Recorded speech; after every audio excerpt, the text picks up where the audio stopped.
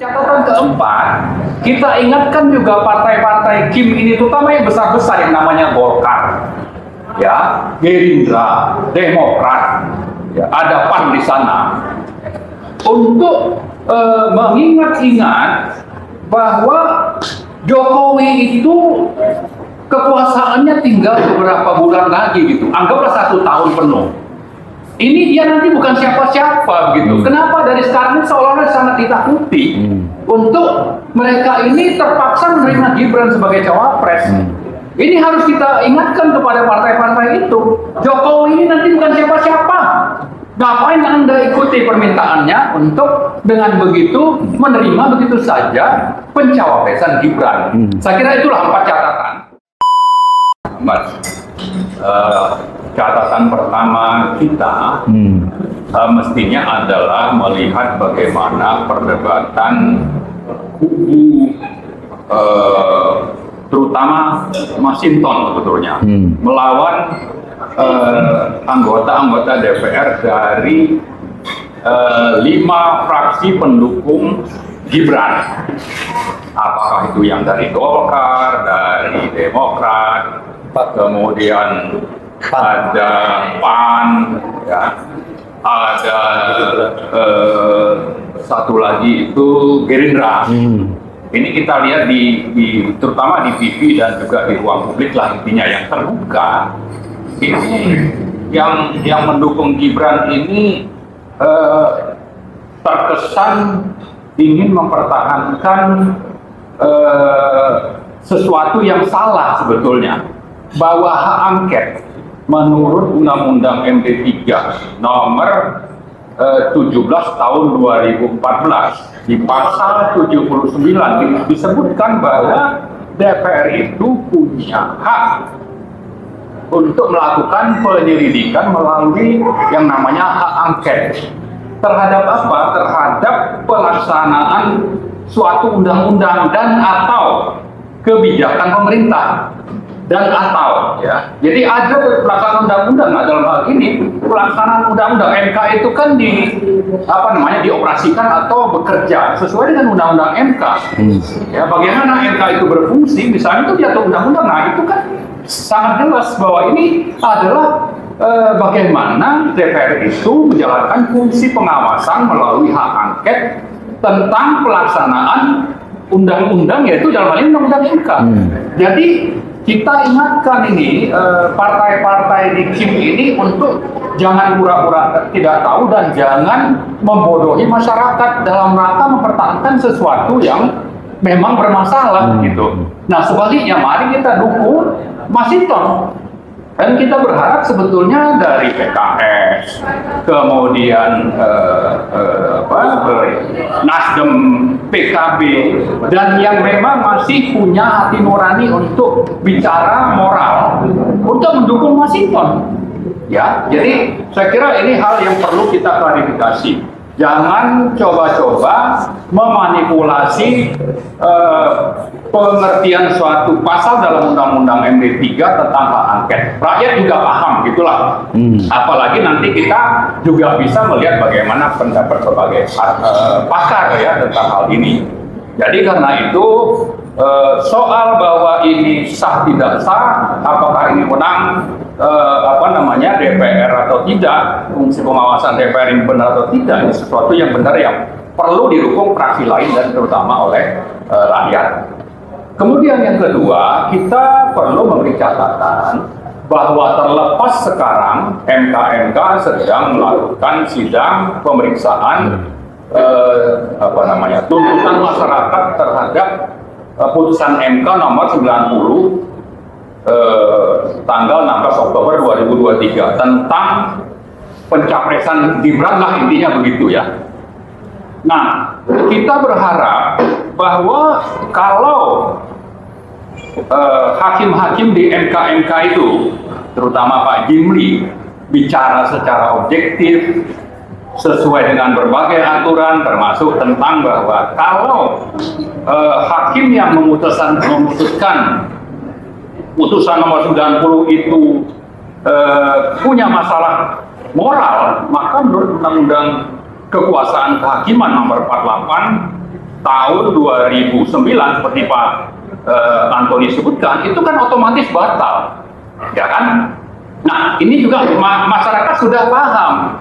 Nah, harapan kita sebetulnya jangan sampai Pak Jimli dan kawan-kawan dengan dua orang yang lain itu membuat keputusan yang justru bertentangan dengan akal sehat, ya. Dan beliau juga pernah menyinggung soal akal sehat lawan akal fulus dan akal bulus.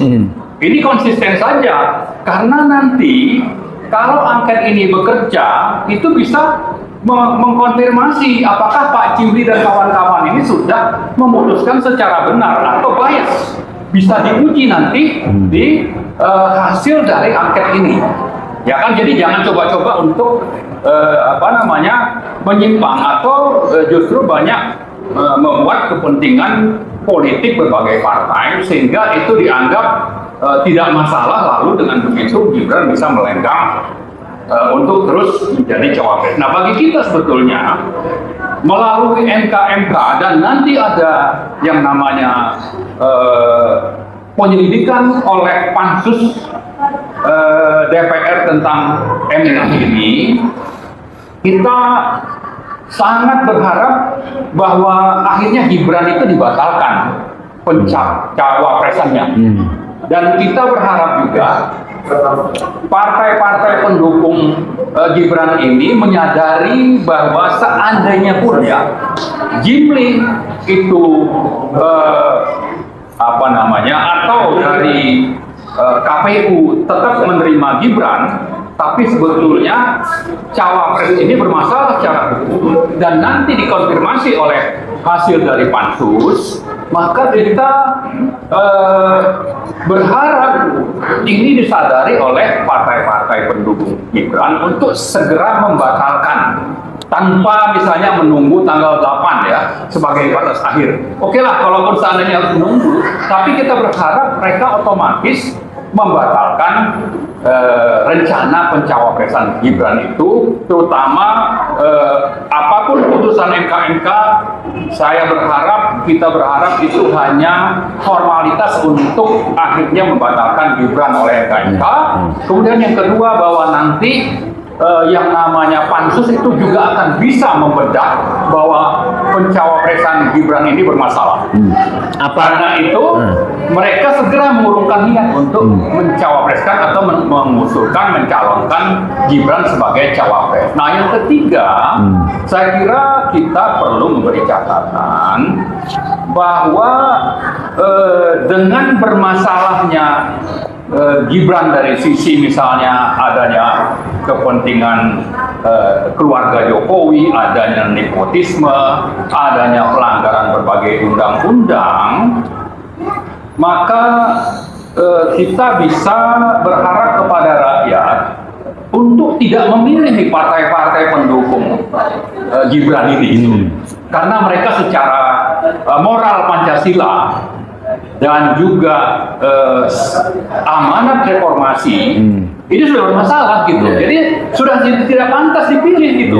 Nah, apakah mereka ini masih ngotot untuk mencalonkan Gibran hanya karena ini permintaan Jokowi gitu? Nah, catatan keempat, kita ingatkan juga partai-partai Kim ini, terutama yang besar-besar yang namanya Golkar, ya, Gerindra, Demokrat, ya, ada PAN di sana, untuk mengingat-ingat bahwa Jokowi itu kekuasaannya tinggal beberapa bulan lagi gitu, anggaplah 1 tahun penuh.